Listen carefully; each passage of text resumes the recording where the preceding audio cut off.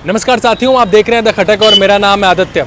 अगर अंधविश्वास की बात की जाए, ठगी की बात की जाए तो ये लगातार बढ़ता ही जा रहा है।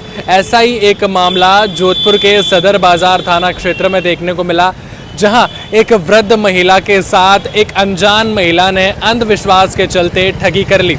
उसी पूरे घटनाक्रम का पता करने के लिए हम सोस्ती गेट थाना पहुंचे, जहां एसएचओ ने हमें पूरी जानकारी दी। बताया कि यही इसी थाना क्षेत्र की एक निवासी शकुंतला देवी, उसके घर एक महिला आई जिसने कहा कि मुझे पानी पीना है। उस महिला को घर पे बुलाया गया, महिला घर पे आई। उसने जो वृद्ध महिला जो उसे पानी पिलाने वाली थी, जिसने घर पे बुलाया था, उस वृद्ध महिला के बेटे की 2 महीने पहले ही मौत हो चुकी थी।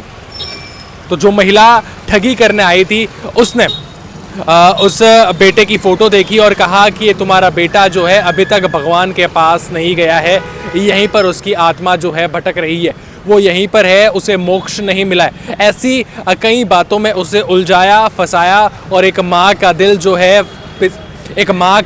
है वो पिघल गया कि आखिर मेरा बेटा क्यों नहीं गया है, उसे जाना चाहिए, उसे मोक्ष मिलना चाहिए। मैं फिर से कहूँगा कि आप लोगों को भी ऐसे अंधविश्वास पर भरोसा नहीं करना चाहिए।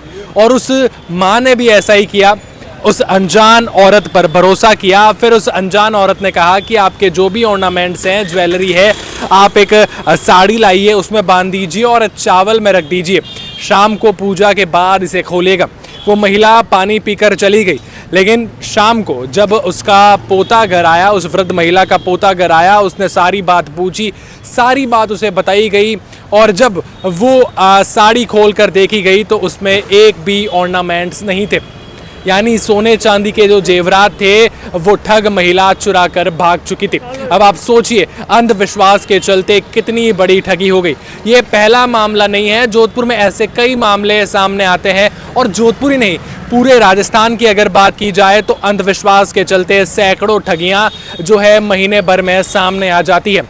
अब पूरी जानकारी क्या है, हम यहाँ के जो थाना अधिकारी हैं उनसे जान लेते हैं और क्या इस पर आगे कार्रवाई की गई है, आखिर उसको कब तक गिरफ्तार कर लिया जाएगा और ऐसे अंधविश्वास के चलते ठगी जो है कब कम होगी, वो सोचने वाली बात है।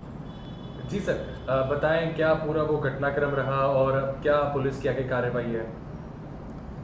ये 14 तारीख को यहाँ बाईजी की तालाब में एक 62 साल की महिला जो अपने घर पे थी, बाहर से कोई महिला आई जिसने पानी पिलाने का कहा।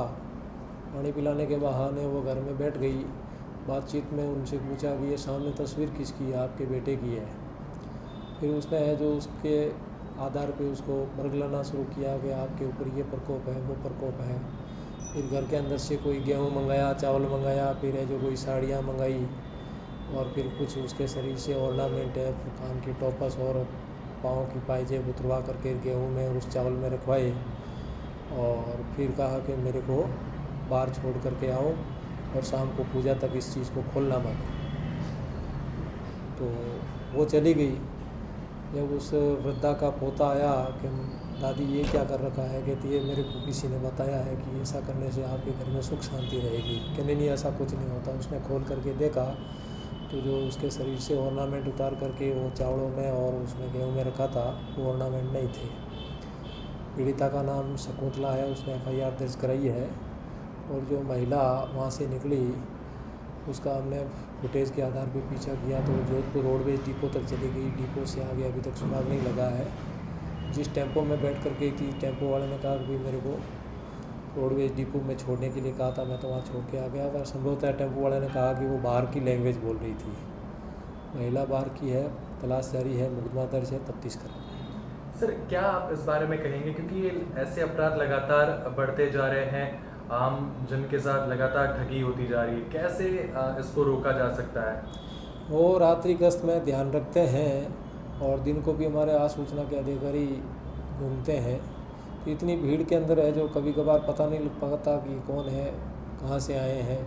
और वैसे भी हम पर्चा भी भरते हैं अजनबी आदमी का, और हमारे को शंका हो जाती है कि ये गलत आदमी है तो उसको रोका टोकी करते हैं, पूछताछ करते हैं। गलत लगता है तो उसके खिलाफ कार्रवाई भी करते हैं। इस बारे में आप क्या कहेंगे, ज़रूर बताएं और ऐसी जानकारियों के लिए द खटक के साथ जुड़े रहें।